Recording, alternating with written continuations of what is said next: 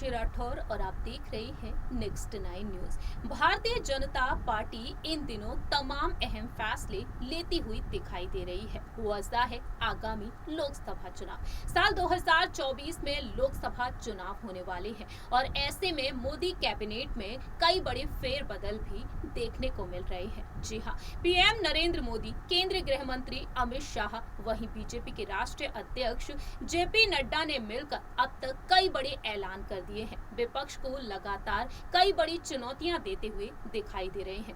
गुजरात में विधानसभा चुनाव होने वाले हैं दिसंबर के महीने में, वहीं राजस्थान में अगले साल विधानसभा चुनाव होने को जा रहे हैं। इस बीच कांग्रेस पार्टी में कलह देखने को मिल रही है। राजस्थान के मुख्यमंत्री पद को लेकर काफी ज्यादा गहमा गहमी मची हुई है। दावा ये किया जा रहा है कि अब दिग्गज नेता अशोक गहलोत मुख्यमंत्री पद से इस्तीफा दे सकते हैं और नए मुख्यमंत्री बनाए जा सकते हैं पूर्व डिप्टी सीएम सचिन पायलट। दूसरी ही तरफ कांग्रेस का साथ छोड़ते हुए कई दिग्गज वरिष्ठ नेता नजर आ रहे हैं। ऐसे में कांग्रेस में जहां एक तरफ इस्तीफों की लाइन लगी हुई है, लेकिन बात की जाए भारतीय जनता पार्टी के बारे में, भारतीय जनता पार्टी में अब तक कई युवा नेता शामिल हो चुके हैं। कांग्रेस पार्टी का साथ छोड़कर कई वरिष्ठ नेता भारतीय जनता पार्टी को ज्वाइन कर चुके हैं। लेकिन इसी बीच यहाँ पर बेहद बड़ी खबर सामने आ चुकी है। बीते कुछ दिनों पहले ही कांग्रेस पार्टी ने मांग की थी कि केंद्रीय गृह मंत्री स्मृति ईरानी से अब पीएम नरेंद्र मोदी को इस्तीफा मांग लेना चाहिए।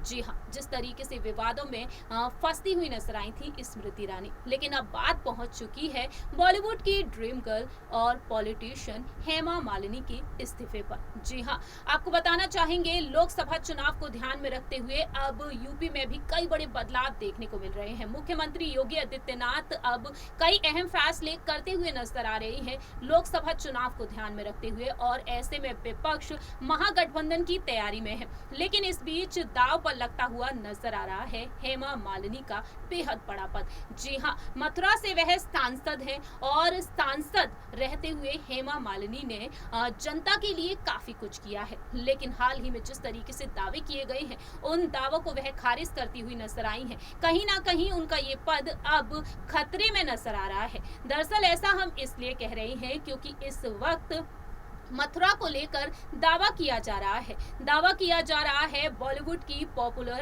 एक्ट्रेस कंगना रनौत को लेकर। जी हां, संसदीय दौरे पर हाल ही में मथुरा पहुंची हेमा मालिनी। पत्रकारों ने उनसे सवाल पूछ लिया। आगामी लोकसभा चुनाव में अभिनेत्री कंगना रनौत के चुनाव लड़ने की चर्चाएं तेज हो रही हैं। इस पर उनकी क्या राय है? वह कहती हैं, बहुत ही अच्छी बात है, मेरा विचार भगवान पर निर्भर है।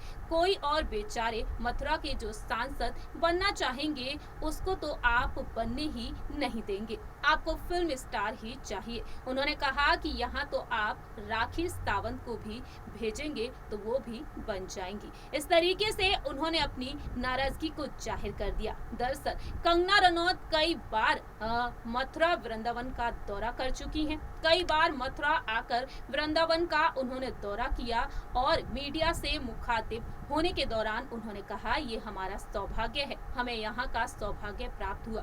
पिछले कुछ दिनों पहले कंगना रनौत मथुरा पहुंची थी। उस वक्त वह चर्चा का विषय बन गई और कयास लगना शुरू हो गए कि बीजेपी मथुरा से चुनावी मैदान में उन्हें उतार सकती है। मथुरा से हेमा मालिनी 2 बार चुनाव लड़ चुकी हैं और दोनों बार उन्होंने जीत हासिल की है।